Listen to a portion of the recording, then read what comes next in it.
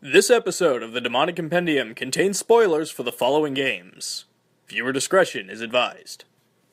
Welcome to an elephantine new episode of the Demonic Compendium, the show where I discuss the mythology, design, and game history of your favorite Megami Tensei demons. Today, Nocturne HD launches in the West, and I struggled to think of what iconic demon from this game I should cover, especially since I've already done the two big meme ones.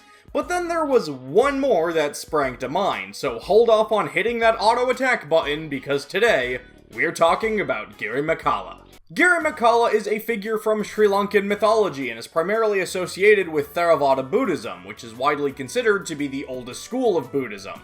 Truth be told, there really isn't a lot of information regarding Girimekhala himself, and he's mainly just known as Mara's Mount, which is, a little weird to imagine.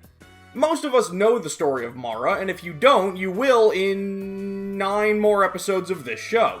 There really only exists one story regarding Girimekhala and a couple of passages that directly reference the demon by name. Essentially, Mara, on his mission to corrupt the Buddha, rode on Girimekhala's back when his army stormed towards the Buddha. In Dictionary of Pali Proper Names, Girimekhala is mentioned by name in only one sentence. Mara himself, 1,000-armed, rode on his elephant Girimekhala, 150 leagues in height. But one of the most known quotes related to this giant, and trust me when I say giant elephant, supposedly being several hundred miles tall, comes from The Life of the Victorious Buddha. When the earth itself witnessed the perfection and serenity of the incomparable one, a translation of the text states, "And having made the earth resound and roar countless hundreds of times, like a roaring storm cloud, with elephant-like strength of a Buddha, he brought the elephant Girimekhala to his knees." And that's really about it, at least as far as translated texts go. Girimekhala is more or less simply known as Mara's elephant ride that bowed before Buddha. Girimekhala's Compendium entry from Shin Megami Tensei Nocturne, PS2 edition that is, I have no idea if the new HD script updates this at all, refers to him as a giant elephant monster of Sri Lankan mythology. It is typically portrayed as being ridden by the evil one, Mara. Whoever looks into its evil eye is said to be met with misfortune. Design-wise, ever since his original appearance all the way back in Megami Tensei 2, Girimekhala has remained fairly consistent throughout the franchise with one of two major designs. He is portrayed as either a bipedal elephant man with cool stripes and one eye, or a slightly more realistic elephant with cool stripes and one eye.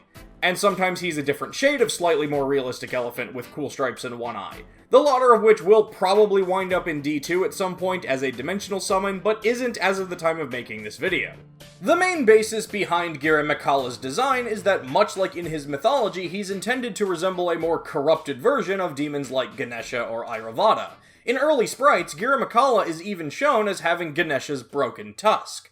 As for where the whole one-eye thing comes from, I have no idea. And I feel perfectly comfortable and confident saying that because apparently Kaneko doesn't either and just thought it would be neat. It is true that in most artwork of Girimekhala only one eye can be seen, but I think that's more just because he's usually shown from the side. Still, even if there's not really any mythological basis for this, it does make for a memorable demon in the games. Aside from these mainline appearances, Girimekhala has appeared in the Devil Children or Demi-Fiends series. In his very first appearance, it was basically as the Yu-Gi-Oh! Toon version of his normal self, and then in Demi-Fiends he was known as Mekra, and was this weird purple elephant thing that I'm pretty sure will steal my soul if I stare at it for too long. As far as game history goes, Girimekhala has regularly been famous for one major thing, and that is its latent ability to reflect physical attacks. This ability debuted alongside the demon in Megami Tensei 2, and has continued regularly to this day. In fact, I generally find myself confused when I come across a game where he doesn't repel, or at least nullify physical attacks in some way. While often left out of major story roles, Girimekhala does appear frequently enough to have made his mark on the franchise with some memorable appearances, which I will now list because that's how this show works. In Persona 3, Girimekhala is created via cross-fusion, and fusing him is one of Elizabeth's requests. She doesn't even require him to have any special skills or anything, just making him is good enough for her. This is accomplished by combining Gur, Taraka, Vitala, and Rangda via cross-fusion. Completing this request has Elizabeth reward Makoto with the item that unlocks Nebiros for fusion. In Persona 5, Girimekhala's shadow form is given the name Rebellious Elephant, but is perhaps best remembered in that title as the form taken by Futaba Sakura's uncle, Yoji Ishiki, in the Mementos mission, The Money-Grubbing Uncle, where he must be defeated in order to progress in Sojiro Sakura's confidant. In Persona 2, Eternal Punishment, there is a series of contracts and rumors players can use to have Girimekhala destroy a boulder blocking your path in the optional bomb shelter dungeon.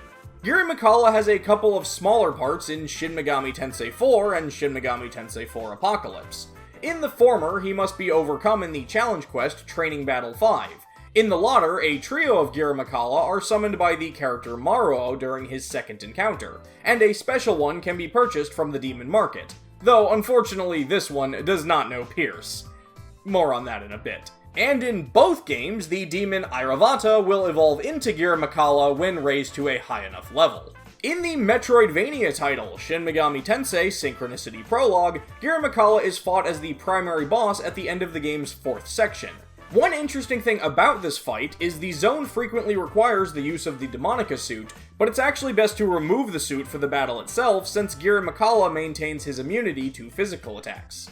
Of course, the absolute best thing about this demon's role in the game is what happens after you beat him, but fail to save your game, and wind up dying in the game's final zone.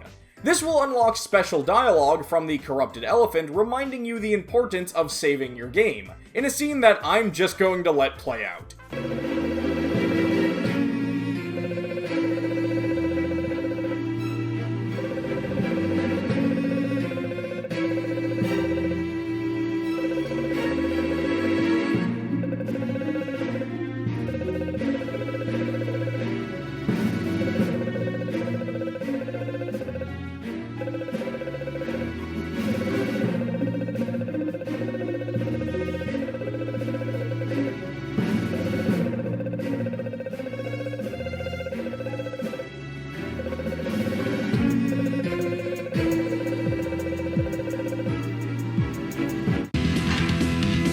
In Tokyo Mirage Session Sharp FE, Girimekhala is one of Mamori Minamoto's strongest weapons, with an increased chance of critical hits in exchange for lowered accuracy. As you can see, the axe is very clearly an elephant with stripes on it, which is a good visual reference to the demon itself. And as a possible nod to Girimekhala, the final skill learned from this axe is Tetrakarn, which of course reflects physical attacks.